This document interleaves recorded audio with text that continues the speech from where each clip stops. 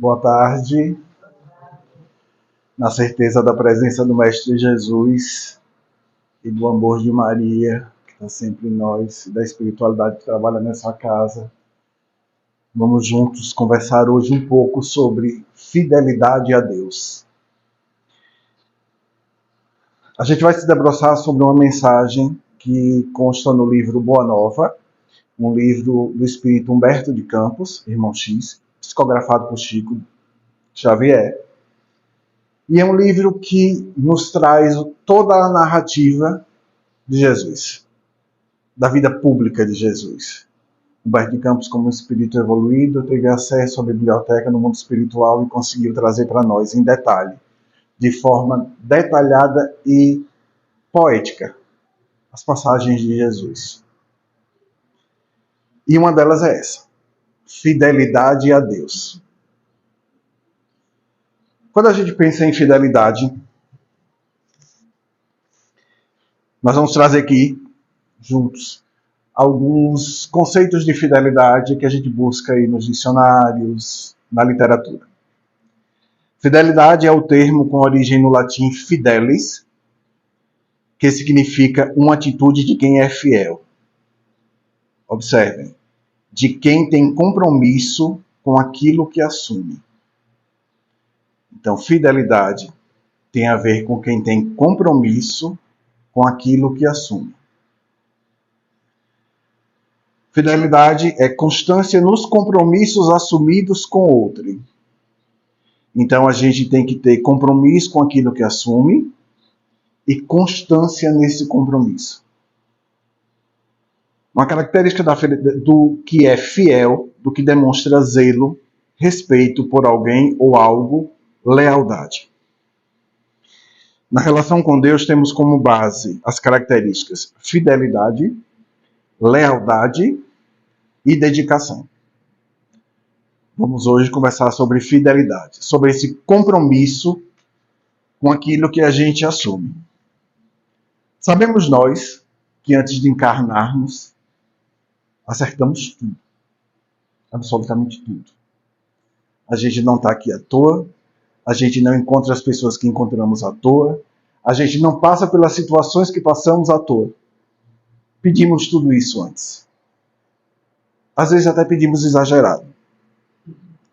Porque achamos que temos capacidade de dar conta de tudo. Não. Não? Nessa encarnação, nós vamos dar conta de tudo. Eu vou voltar zerado. Mas os irmãos são muito amorosos e conscientes. E nos ajudam nesse plano, nos trazendo aquilo que efetivamente ainda a gente tem condições, nesse momento, de cumprir. Então, assim, partindo desse pressuposto de que acertamos tudo, inclusive essa fidelidade com o casamento, né? Antes de a gente assinar ali os papéis, a gente vai construindo esses sentimentos de fidelidade, de lealdade, muito antes da assinatura do papel, não é isso? Isso vem antes. Isso vem da convivência. Isso vem com base no respeito. E aí eu vou chamar vocês para a gente fazer uma viagem. A gente agora vai para a época de Jesus. Em que pese a gente sempre ter a sensação de que Jesus andou muito, e realmente ele andou. Mas muitos dos atos públicos de Jesus aconteceram em Cafarnaum. Num certo dia, à tarde, indo-se embora, Jesus sempre ficava ao lado de um lago, em Cafarnaum, onde ele trazia a boa nova, onde ele conversava com quem o procurava. Nesse dia, como dentre de tantos, ele estava na beira desse lago, ele conversou e trouxe a boa nova para inúmeras pessoas que procuravam. A tarde se foi, as pessoas foram embora, ficou Jesus e os apóstolos. Jesus e os 12 apóstolos nesse momento estavam só ele, Jesus, os 12 apóstolos, o lago, a lua e toda a energia que circundavam eles. Mas Jesus, como o espírito mais perfeito que já pisou nesta terra, sentiu a energia dos seus 12 apóstolos. Os dois apóstolos estavam inquietos, preocupados, angustiados. E Jesus sentiu. E como um bom mestre, chamou os apóstolos para conversar. Para descobrir de onde estava a origem dessa aflição. E a origem dessa aflição, meus irmãos, era a boa nova. Era aquilo que a boa nova pedia de cada um daqueles. Quando a gente resolve servir a Jesus, a gente tem que abdicar de algumas coisas. Principalmente do material, das paixões material. Não é que a gente vai chegar ao nível de Francisco, nosso amado Francisco de Assis, que tirou tudo. Ficou só com a veste. A gente ainda não tem capacidade de chegar lá, mas teremos. Estamos caminhando para isso. Mas quando a gente serve a Jesus, a gente entende que a gente tem que ter o olhar para o espiritual e diminuir o olhar para o material. E isso não é fácil. Para nenhum de nós. Vivemos num mundo material cercado de questões materiais que estimula o instinto, estimula paixões. Não é difícil. É difícil hoje. Foi difícil para os apóstolos há 2023 anos atrás. Então Jesus, percebendo essa inquietação, esse nervosismo, chamou os apóstolos para conversar. E deixou que os apóstolos colocassem para fora suas inquietudes, suas dificuldades. E a gente vai citar aqui algumas passagens que alguns apóstolos trouxeram para Jesus. Mas antes de chegar lá, eu queria que a gente refletisse, todos nós juntos, sobre uma questão. Não soa estranho eu dizer que os 12 apóstolos estão inquietos, nervosos? Sim. A boa nova vinha de contra a tudo que eles tinham construído enquanto mente. O Messias que se apresentava não era o Messias que eles ouviram antes, que era o rei, que ia destituir o poder, que ia colocar os judeus no lugar prometido. Não, era o Messias que andava de sandália, que não tinha lugar onde ficar, que não tinha casa, que não tinha palácio, que não tinha igreja, que não tinha templo. Esse era o Messias. Então tudo era muito novo. Mas o que é que eu quero que a gente juntos, nós juntos, todos nós, a gente pense. Os 12 apóstolos em contato direto com Jesus, ouvindo a boa nova. Cada lição, cada milagre, entre aspas, cada cura, cada palavra, eles estavam ali coladinhos em Jesus. E mesmo assim, estão inquietos. Mesmo assim, estão preocupados. Mesmo assim, estão inseguros nessa fidelidade a Deus. E isso serve para nós, meus irmãos. Não adianta a gente estar aqui no sábado à tarde. Não adianta eu passar o meu dia inteiro lendo os livros e lendo o Evangelho. Não adianta eu estreitar esse contato com Jesus se eu não tiver dentro de mim o que ele transformar. Observem que Jesus nunca curou ninguém. Jesus sempre disse, sua fé te curou. Ele precisa desse manancial para trabalhar. Para que o milagre da vida aconteça, ele precisa que a semente esteja germinada no coração de cada um de nós. O simples fato de eu me aproximar da imagem de Jesus não vai me transformar se eu não tiver dentro de mim a semente, o embrião, a terra preparada para ele fertilizar. E isso fica muito claro nesse encontro dos apóstolos com Jesus. Que eles estavam ali, bebendo da fonte. Ai de nós, né? Tá ali sentadinho do lago, ouvindo Jesus, é mais novo, que delícia. E mesmo assim, eles internamente estavam com sua mente tomada pelas questões que os perturbavam, pelas questões do mundo daquela época. Então, meus irmãos, a gente vem para o centro espírita. A gente vem se encontrar com Jesus. Mas se a gente não preparar nosso coração, se a gente não preparar nossa mente, nós vamos chegar aqui, encontrá-lo. Vamos sair daqui angustiados da mesma forma. Porque ele não conseguiu atuar dentro dos nossos corações. Porque a gente não se preparou para deixar ele atuar. Inclusive com posse, viu?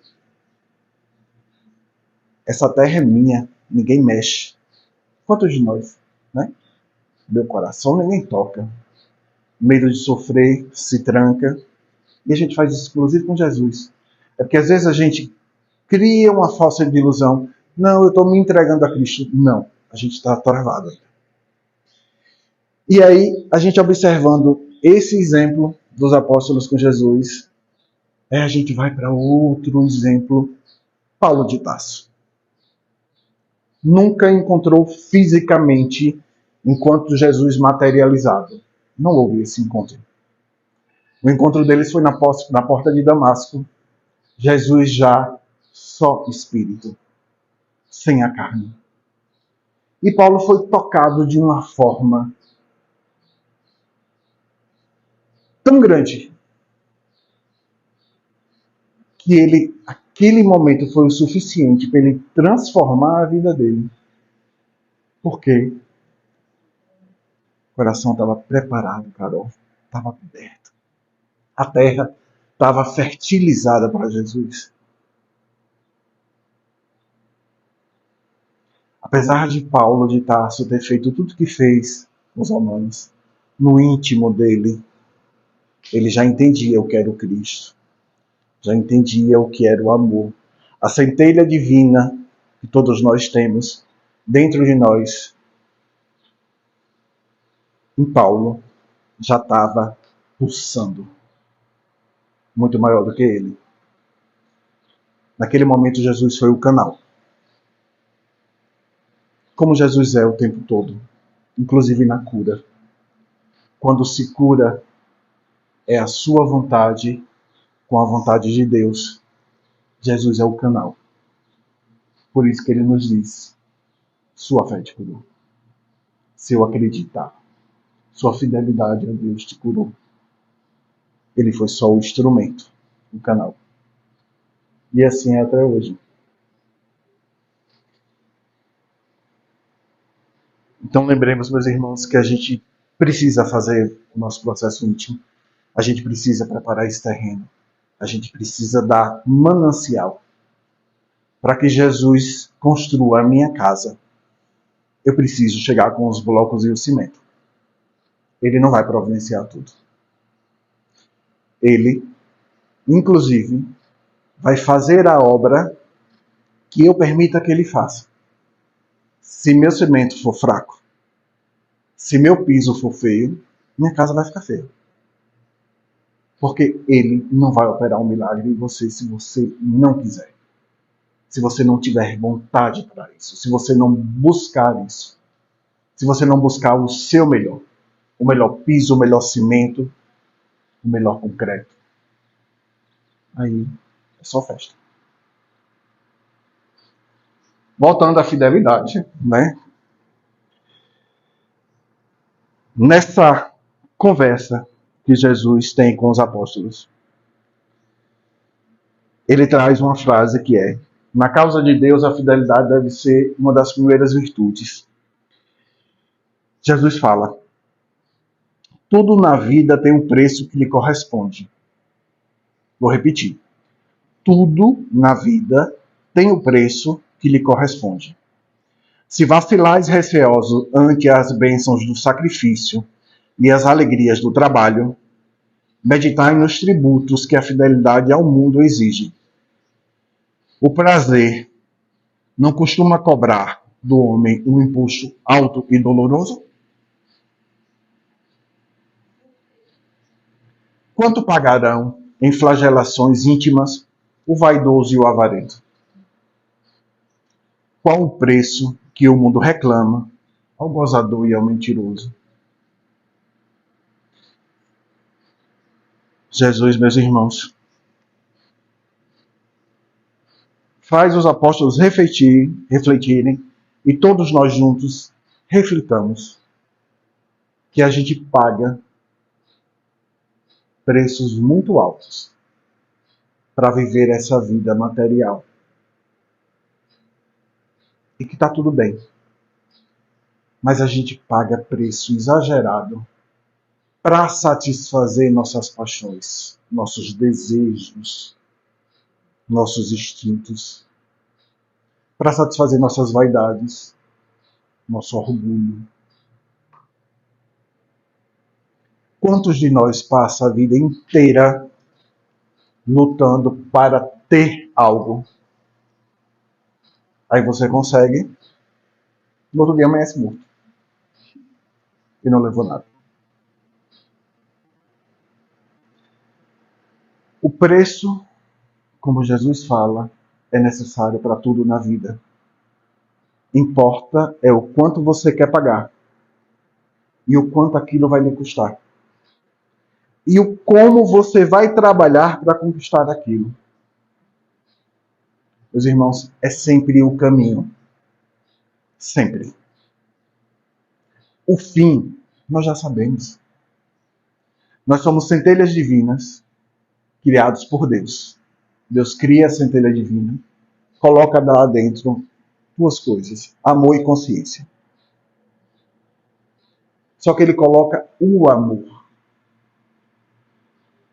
Mas para a gente chegar ao espírito puro, que todos nós sabemos que vamos chegar, nós precisamos aprender a amar. Por isso que ele nos coloca no mundo primitivo, no mundo de provas e expiações. E a gente vai dia a dia aprendendo a amar. Porque o amor já está dentro de nós. O amor é latente. O amor é a centelha divina que todos nós somos. Mas o amor por si só não faz nada. Essa minha irmã, eu a amo. Mas se eu não demonstrar esse amor, se eu não abraçar ela, se eu não pegar na mão dela e dizer, venha comigo, estou com você, esse amor não se apresenta. O amor precisa ir para fora. Observemos que todos os espíritos que já estão num grau de evolução alto, eles têm duas características muito fortes: simplicidade e coletividade. Eles são simples.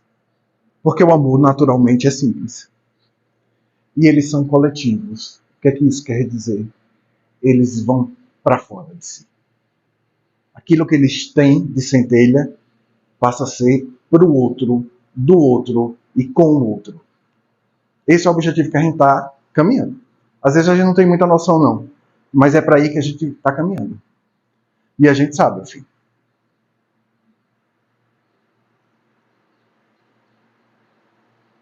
Dispostos a pagar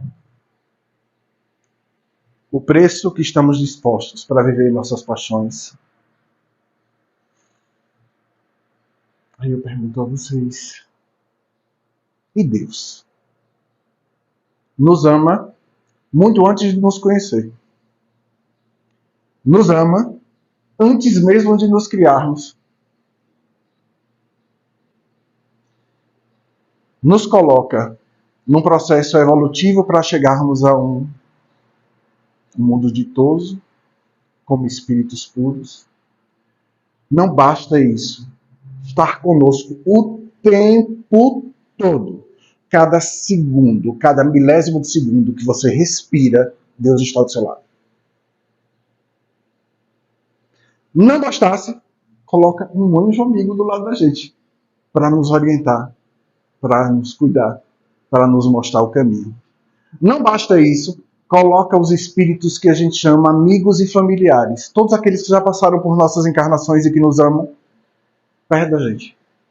Resumindo, como diz o povo, de galera, gente. E a gente ainda não é fiel a Deus.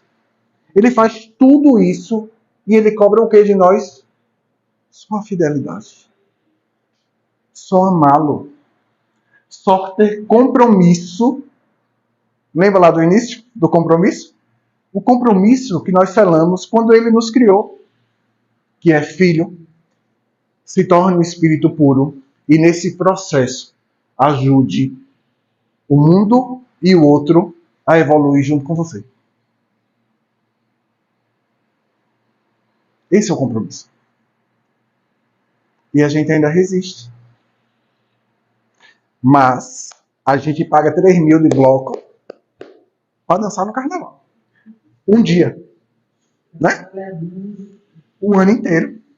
O ano inteiro. Quando não parcela e fica o ano inteiro pagando aquela parcela, aí vai se aproximando do próximo carnaval, você entra em desespero, porque ainda não terminou de pagar o abadá. Mas você está ali. Na luta. Faz bico, faz extra. E aí Deus só pede a você o seguinte: cumpra o seu propósito, meu irmão. Evolua, e com isso evolua o mundo e o outro. E como eu faço isso, meu Deus? Amando. Simples, né? E por ser simples, a gente tem tanta dificuldade de assimilar. Porque a gente está com a mente cheia de fantasiminhas que nosso orgulho, nosso ego, nossa vaidade vai. Quem é ele, o que ele fez, ele vai ter que pagar pelo que ele me fez. E aí a gente vai longe. Aí vamos lá, meus irmãos. Nessa conversa,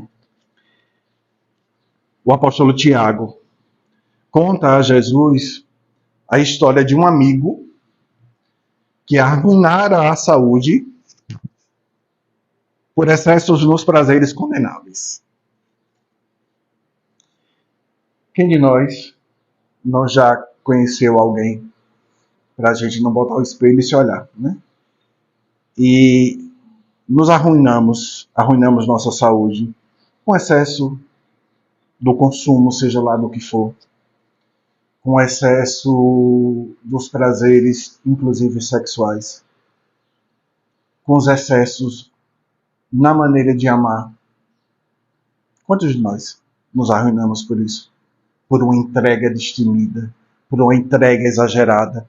Quanto de nós não já nos arruinamos por não conseguirmos e não sabermos dizer não? Não, o limite é esse. Daqui você não passa. Esse é o meu limite. Aqui você me respeita e eu te respeito. Quanto de nós nos permitimos inúmeros tipos de violência por esses prazeres? Tadeu, apóstolo Tadeu, falou de um conhecido que depois de ganhar a grande fortuna se havia tornado avarento e mesquinho. Oh, Jesus. Ai, meu Deus. Jesus, faz eu ganhar na Mega Sena. Eu vou ser tão caridoso, eu vou construir creche, eu vou distribuir com todos os pobres. Jesus sabe o que está no coração da gente. Por isso que a gente não recebe. Porque a coisa não vai ser assim, não, meus irmãos. É a paixão do dinheiro. É a paixão da matéria. É o luxo. É a vaidade que grita. Apóstolo Pedro recordou o caso de um pescador que sucumbira tragicamente por efeito de sua desmedida ambição. Quantos de nós machucamos, né? Por querermos sempre mais? inclusive, meus irmãos, nas relações. Às vezes a gente machuca o outro, isso machuca por querer aquilo que o outro ainda não está pronto para dar. E isso tem que ser respeitado, porque isso é amor. Amor é respeitar o que você tem para dar. Ah, mas eu preciso isso no meu casamento, eu preciso isso na minha relação. O outro tem para dar. E o fato dele não ter não significa que ele é menor do que você. É só que ele não despertou ainda.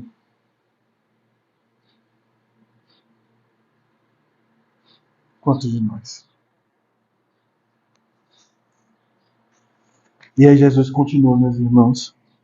Não achais enorme o tributo que o mundo exige dos que se apegam aos seus gozos e riquezas? Se o mundo pede tanto, por que não poderia Deus pedir-nos lealdade ao coração? Eu me lembrei agora de uma coisa. Eu fui voluntário muito cedo, sem nem saber que ia ser espírita. Acho que eu tinha 13 anos. Eu morava no interior de Sergipe, uma cidade chamada Capela. E vacinação, poliomielite, a gotinha. E aí eu conheci uma enfermeira do posto lá, que se chamava CESP, e ela precisava de voluntário para ir para os povoados das gotinhas. Eu não tinha nem noção do que eu estava fazendo, mas eu ia. Eu amava fazer aquilo. E aí toda a vacinação eu estava lá com 12, 13 anos. Porque se eu sair para ir para a capital com 14, eu morava lá. E era uma festa. Mas não era uma festa pela minha doação. Era uma festa pelo que eu encontrava. Pessoas extremamente humildes, pobres, que não tinham nada de material para dar, mas te davam um sorriso, te ofereciam um copo d'água. Você entrava na casa que não tinha chão, mas um paninho estendido em cima do bolo de água. O paninho cobrindo a panelinha com o resto da comida. Tudo muito cuidado, tudo muito limpo. E aí a gente pergunta, a gente precisa do que para ser feliz, gente? A gente busca tanto, corre tanto atrás dessas questões materiais. E aí a gente descobre que isso não vai te trazer felicidade. Isso só vai te trazer felicidade se você já estiver dentro de você feliz. Não significa que o ter algo seja algo ruim. Não. Mas ele não é o fim. Não é para aquilo que você veio. Você tem uma casa confortável? Tranquilo. Você só não pode fazer disso o objetivo de sua vida, porque o objetivo da sua vida não é esse. O objetivo da sua vida é melhorar espiritualmente e moralmente. Em momento nenhum falo materialmente, porque não existe. Nada é nosso. Tudo fica aí. Nada. Não temos nada, absolutamente nada. Aquilo que temos é o que somos. Inclusive, o que a gente adquire de conhecimento. Não, mas conhecimento é meu. Né? Vou levar porque é meu. Não é assim. Porque quando você adquire, você passa a ser aquele ser com conhecimento. Carol, quando estuda, ela passa a ser aquela Carol com aquele conhecimento. Então ela não tem. Faz parte dela. Por isso que ela leva. Então a gente só leva as boas ações, o amor que a gente faz e recebe, e daquilo que a gente adquire de conhecimento. O resto. Falou em ter, esqueça. Caixão não tem gaveta, não levará nada.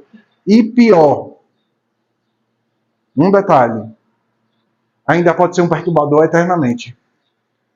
Como a gente, quando trabalha em sessão mediúnica, encontra irmãos há 500, 600, 700 anos presos à mesma casa porque tem posse por aquilo que construiu.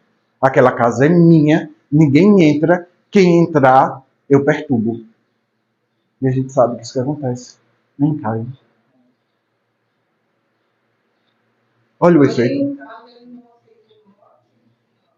Não, ele não aceitou a perda. Isso é posse. Uma coisa é amor, outra coisa é posse. Isso é posse pelo material. Ele não ama o material. Ele tem posse. E toda vez, meus irmãos, observem que a gente parte para o externo, o interno está vazio. Se você bebe demais, é para cobrir um buraco que está dentro de você. Se você come demais, é para cobrir um buraco que está dentro de você. Se você procura muito sexo, tudo que você procura em excesso é para sedimentar o seu vazio. E não é isso que vai sedimentar. É Ele, nosso mestre, nosso guia, nosso modelo, nosso exemplo de amor, simplicidade e caridade. Ele sim, ele preenche todos os vazios.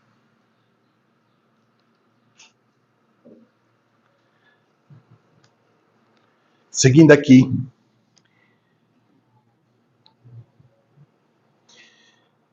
Jesus tem uma conversa mais particular, apesar de estar ali com todos, com Tiago, com o apóstolo Tiago. Tiago fala: Mestre, tem um amigo de Corazim que vos ouviu a palavra santificante e desejava seguir-vos. Porém, asseverou-me que o reino pregado pela vossa bondade está cheio de numerosos obstáculos. Acrescentando que Deus deve mostrar-se a nós outros somente na vitória e na ventura. Bom, né? Só na parte boa. Devo confessar que hesitei antes as suas observações, mas agora esclarecido pelos vossos ensinamentos, melhor vos compreendo e afirmo-vos que nunca esquecerei minha fidelidade ao reino. E aí Jesus responde: Tiago, nem todos podem compreender a verdade de uma só vez. Lembra, minha irmã, que a gente conversava? Um pouquinho de cada vez, se perdoando, por só conseguir caminhar esse pouquinho de cada vez. Devemos considerar que o mundo está cheio de crentes que não entendem a proteção do céu, senão nos dias de tranquilidade e de triunfo. Tô bem? Meu Deus, que delícia. Tô mal? O que é que Deus está fazendo comigo? Que Deus é esse que me coloca nessa situação? Nós, porém, que conhecemos a vontade suprema, temos que lhe seguir o roteiro. Não devemos pensar no Deus que concede, mas no Pai que educa. Ou não, que a gente já tinha conversado. Não no Deus que recompensa. Faça eu ganhar na loto para eu construir uma creche, reformar o centro espírita Francisco de Assis, fazer 3 andares, um luxo só. Mas sim, no Pai que aperfeiçoa. Daí se segue que a nossa batalha pela redenção tem de ser perseverante e sem tréguas. Repito, meus irmãos, não devemos pensar no Deus que concede, mas no Pai que educa. Não no Deus que recompensa, sim no Pai que aperfeiçoa.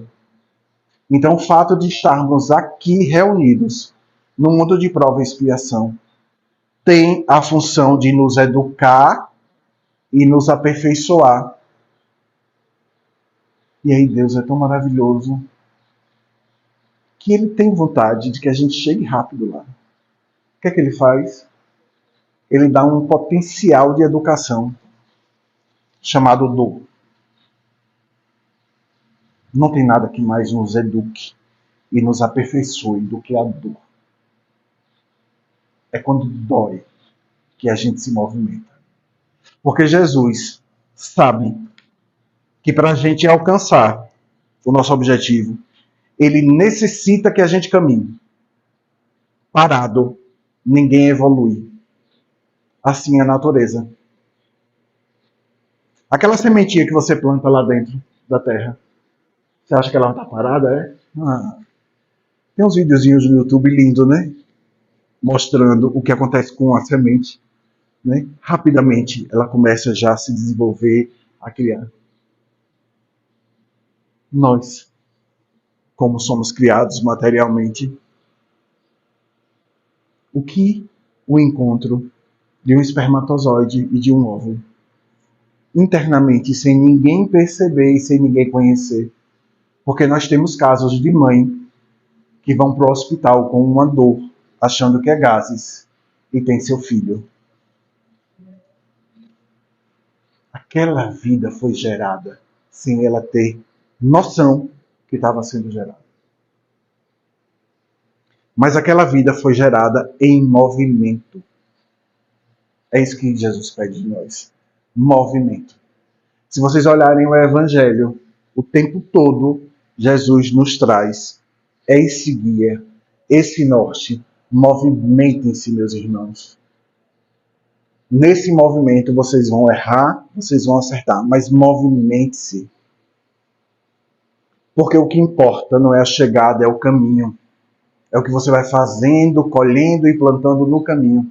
E para você fazer, colher e plantar, você precisa se movimentar.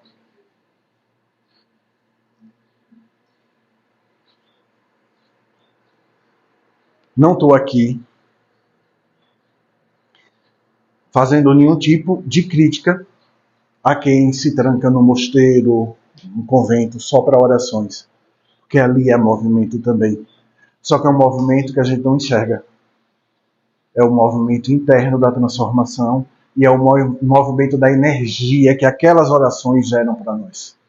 E que se torna uma egrégora onde estão. Então, movimento, meus irmãos, o tempo todo.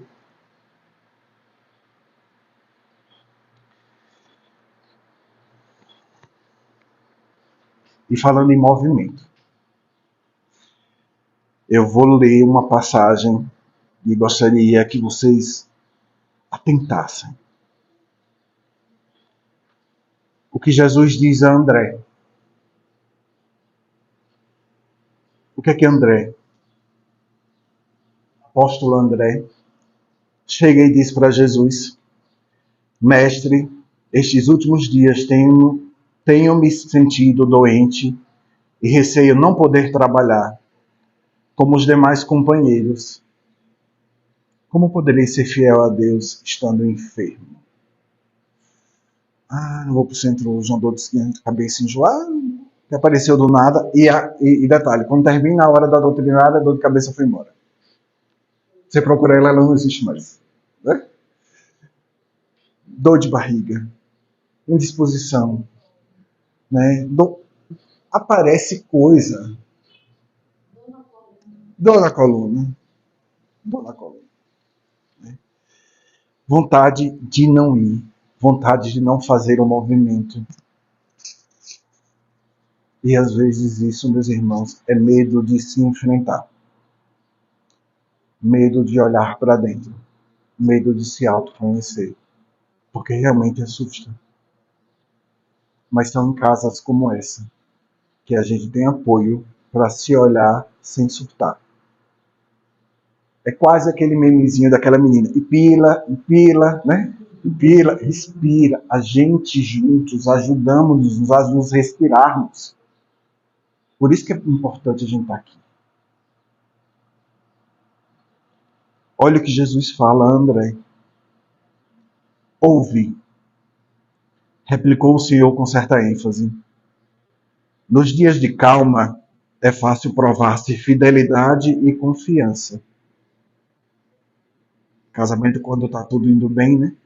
É muito fácil. É um amor solano. Deixa o primeiro problema chegar. A primeira dificuldade financeira. Uma traição. Não se prova, porém, dedicação verdadeiramente, senão nas horas tormentosas, em que tudo parece contrariar e perecer. O enfermo tem consigo diversas possibilidades de trabalhar para nosso Pai, com mais altas probabilidades de êxito no serviço. Olha o que Jesus fala, meus irmãos. Tateando ou rastejando Busquemos servir ao Pai que estás no céu, porque nas suas mãos divinas vive o universo inteiro. Rastejemos ao encontro de Jesus. Vamos tateando ao encontro do Mestre. Porque isso significa ir ao encontro de vocês mesmos. Porque Ele está dentro de nós. Jesus segue.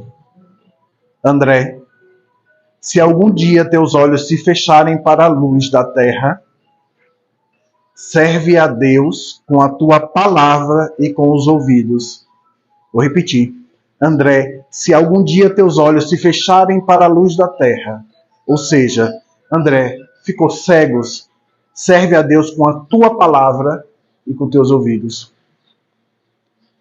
Se ficares mudo, se não tiverem mais palavra, toma a si mesmo a charrua, a enxada, valendo-te das tuas mãos. Ainda que ficasses privado dos olhos e da palavra, das mãos e dos pés, poderias servir a Deus com a paciência e a coragem. Porque a virtude é o verbo dessa fidelidade que nos conduzirá ao amor dos amores. Aí eu quero ver agora quem é que não vem por cento por causa da dor de cabeça, depois de ouvir isso de Jesus. Se nos faltar a palavra, a visão, a gente sempre pode ajudar. E por que, meus irmãos, a gente sempre pode ajudar? Porque a gente tem aquilo que a gente precisa. O amor. A centelha divina dentro de nós. Um sorriso. Um afago. Um olhar. Quantos de nós, às vezes, nos sentimos confortados com um olhar? Às vezes você está em desespero, você olha para uma pessoa, o olhar dela te acalma. Porque aquele olhar vem cheio de amor, vem cheio de Jesus, vem cheio de Deus. E aí, caminhando para o final, porque Carolzinha já me deu o sinal, eu queria fazer um convite a essa reflexão. Jesus esteve com os 12 apóstolos, dizendo a eles sobre a fidelidade a Deus, sobre a necessidade de caminhar, sobre a necessidade de fazer o bem, sobre a necessidade de ir buscar Jesus e Deus em qualquer situação, com qualquer limitação física. Mas isso não foi só para os 12 apóstolos. Isso reverbera até hoje. Porque cada um de nós nos tornamos apóstolos do Cristo. Cada um de nós somos vetores e potência em levar e transformar através da Boa Nova. Esse é o chamado que Jesus nos faz o tempo todo. Seguem, vão adiante, procure quem precisa, estenda a mão às criancinhas, aos idosos, aos necessitados. Tenha amor e compaixão com o seu irmão. Seja meu apóstolo, porque para minha obra ficar pronta, que é esse mundo se tornar um mundo ditoso, um mundo feliz, cheio de espíritos puros. Espero que todos nós nos encontremos. E vamos. Quem chegar primeiro, reserve minha vaga. Combina aí. Se eu ficar do lado de fora do muro, né, fica me passando instrução. Olha, falta fazer isso. Mas lembre, meus irmãos, Jesus pede que sejamos os seus apóstolos, que sejamos os transformadores do mundo. Nós estamos num mundo vou ousar dizer, não mais de prova e expiação. Nós estamos no mundo caminhando para a regeneração.